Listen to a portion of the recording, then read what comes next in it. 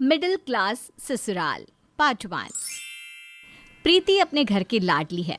वैसे तो प्रीति सब काम में माहिर है, लेकिन हाथ की थोड़ी खर्चीली है। घर की खाने से तो जैसे उसकी दुश्मनी है, जब देखो बाहर का खाना खाना चाहती है। एक रोज सुमन प्रीति से कहती है, बेटा घर में भी खाना खा लिया कर, ससुराल में इतने नखरे नहीं चलते। रोज वहाँ बाजार का खाना तुझे कौन खिलाएगा। मेरी पोती को बहुत अच्छा ससुराल मिलेगा, जहाँ वो राज करेगी राज, और यहाँ की तो उसको याद तक नहीं आएगी। माँ कितना भी अच्छा ससुराल मिले, रोज फिजूल के खर्च तो कोई बर्दाश्त नहीं करेगा। एक ना एक दिन सब इससे दुखी हो ही जाएंगे। मैंने तो इसे जन्म दिया है, इसलिए मैं बर्दाश्त करती हूँ। अभी से पता ही कहाँ है कि ससुराल में कितने कॉम्प्रोमाइज़ करने पड़ते हैं। मैं तो आज तक कर रही हूँ। अपने जैसे सबको मत समझ। मेरी पोती की किस्मत बहुत बुलंद है। राजकुमार मिलेगा जो इसे अपने सिर पर बिठाए रखेगा। दादी, तुम ही मेरी साइड लेती हो। माय लविंग दादी। अब तेरे लिए लड़का देखना होगा। शादी लायक हो गई है मेरी बिटिया। प्रीति के घर वाले उसके लिए लड़का देखने लगते हैं। इधर सौरव के लिए भी लड़की देखी जाती है। सौरव एक दिन प्रीति को बाजार में देखता है और उससे प्रीति से प्यार हो जाता है और घर वालों की मंजूरी से दोनों की शादी हो जाती है। प्रीति खुशी खुशी अपने ससुराल आती है। शादी के अगले ही दिन प्रीति की पहली रसोई थी। मम्मी जी, आज मैं क्या बनाऊं? बेटा, ज़्यादा फॉर्मेलिटी की ज़रूरत नहीं है। तुझे जो आता है वही बना दे। चावल दाल, ज़्यादा मेहनत मत कर।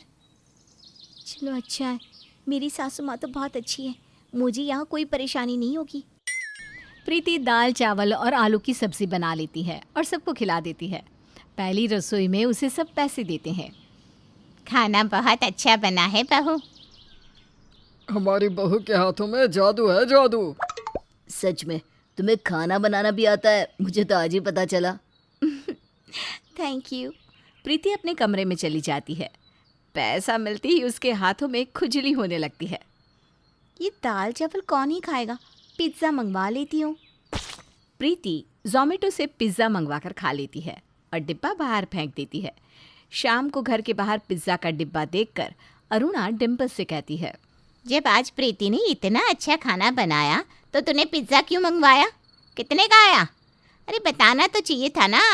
पैसे अलमीरा से निकाले, अब कौन से खर्च से काटूं? अरे मेरी बात सुन, मैंने कोई पिज़्ज़ा नहीं मंगवाया है। इतने में प्रीति अपने कमरे से बाहर आकर कहती है, मम्मी जी, ये तो मैंने मंगवाया था। बहू, ऐसे फिजूल खर्ची हमारे घर में नहीं होती है। तूने खाना क्यों नहीं खाया? अगले दिन प्रीति सुबह देखती है कि अरुणा और राकेश 1-1 रुपए का हिसाब लिख रहे हैं। 10 रुपए का टमाटर, 30 रुपए का आलू, 10 रुपए का धनिया पत्ता और मिर्ची उसी में आ गई। ये सब तो लिख दिया, लेकिन फिर भी हिसाब नहीं मिल रहा। कल मैंने 200 दिए थे ना आपको। अरे कल बाथरूम का नल चू रहा था ना, तो मिस्त्री के 100 रुपये, हजारी के और नल के 50 रुपये, और कल सौरव ने 700 के चप्पल खरीदे थे। कल से अभी तक का हिसाब हो गया। ये सब प्रीति खड़े खड़े सुन रही थी और इतना देखने के बाद वो सोचने लगती है, सुबह पहले हिसाब किताब कौन ही करता है? इतने में सौरव रसोई में आता है और प्रीति को हक करते हुए कहता है, मुझे ऑफिस से शिमला की 2 टिकट मिली है, हम दोनों हनीमून वहीं मनाएंगे। ये सब छोड़ो, रात की ट्रेन है और पैकिंग भी करनी है। डिम्पल ये सब सुन लेती है। वाह भाभी, शिमला कुल्लू मनाली भी जाकर आना। चलिए मैं आपकी पैकिंग करवा देती हूँ। डिम्पल अपने कुछ नए कपड़े प्रीति को ला कर देती है। भाभी ये रख लो, वहाँ पर पहनना, सारे नए हैं। प्रीति अपने जाने की पैकिंग में लग जाती है और यहाँ अरुणा उनकी ट्रेन का खाना बनाने लगती है। रात को जैसे ही प्रीति और सौरव ट्रेन के लिए घर से निकलने लगते हैं, अरुणा एक बैग में खाना भरकर प्रीति को पकड़ाती है। प्रीति, इसमें पूड़ी और सब्जी है और अचार भी डाल दिया है। 2 दिन का सफ़र है। खीरा, ककड़ी और भुजिया भी रख दिया है। मम्मी जी, इतना क्यों खाना बनाया? ट्रेन में तो मिलता ही है। ट्रेन में पता नहीं खाना कितना महंगा देते हैं, ऊपर से जैसा तैसा बनाते हैं। प्रीति का मुंह बन जाता है और अरुणा सौरव के हाथ में कुछ पैसे देती है।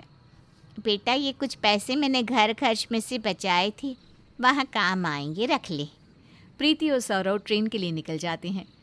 प्रीति ट्रेन में सौरव से कहती है, ट्रेन में भला कोई घर का खाना खाता है क्या? मैं तो ऐसे ही बाहर का खाना खाती हूँ। बाहर का खाना? मम्मी तो बाहर का खाना खाने तो क्या देखने भी ना दे। मम्मी के सामने बाहर के खाने का नाम भी मत लेना। फिजूल खर्च तो मम्मी को ज़रा भी पसंद नहीं है। रास्ते में प्रीति को अरुणा का दिया हुआ खाना ही खाना पड़ता है। हाथ हो गई, हनीमून पे जा रही हूँ, लग ही नहीं रहा। ऐसा कोई ससुराल होता है क्या? रास्ते भर प्रीति का मुंह लटका हुआ रहता है और ट्रेन से उतरते वक्त एक कोल्ड ड्रिंक वाला उनके सामने आता है।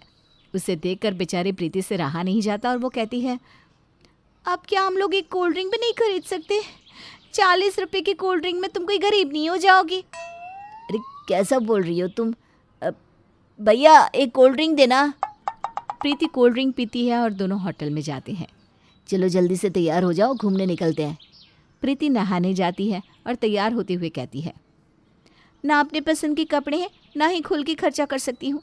किस्मत ही फूटी है मेरी। मुझे नहीं पता था कि मेरी शादी ऐसे घर में होगी। मम्मी की बहुत याद आ रही है आज। प्रीति डिम्पल के दिए हुए कपड़े ही पहनती है और दोनों घूमने निकल जाते हैं।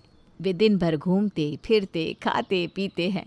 फिर सौरव कहता है, यहाँ की शॉल बहुत फेमस है, मम्मी के लिए ले लेता हूँ। तुम भी कुछ लेना है तो ले लो।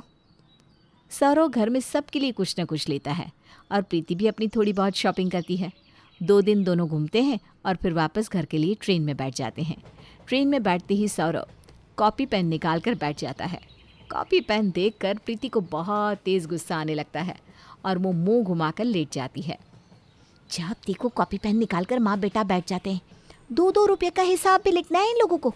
इनको देख कर ना घूमने फिरने का मज़ा ही ख़त्म हो जाता है। इधर सौरव हिसाब लिखता है।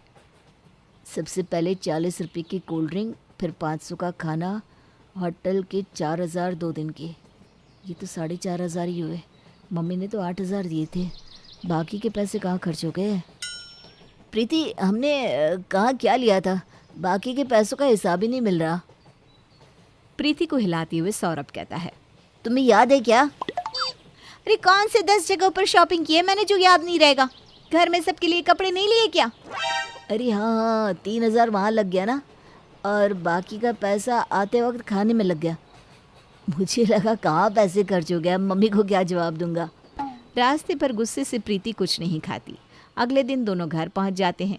दोनों को देखकर अरुणा और डिम्पल के चेहरे खिल उठते हैं और डिम्पल कहती है, भाभी आपने तो बहुत मज़े किए होंगे, हमारे लिए क्या लाए भैया? सौरव उसी वक्त बैग खोलकर सबके लिए लाए हुए तोहफे उन्हें देता है। बेटा इन सब की क्या ज़रूरत थी? इसमें अच्छा खासा खर्च हो गया होगा। डिम्पल बच्ची है, बस उसके लिए ले आता। अरे कोई नहीं मम्मी, कौन सा बार बार जाने का मौका मिलता है। पता नहीं अब कब जाना होगा। वैसे ज़्यादा पैसे नहीं लगे हैं। सौरव कॉपी पेन निकाल लेता है। मम्मी ये तुम्हारा हिसाब, 3000 ही लगे हैं कपड़े में। तभी गुस्से में चीखती प्रीति कहती है, अब बस भी करो।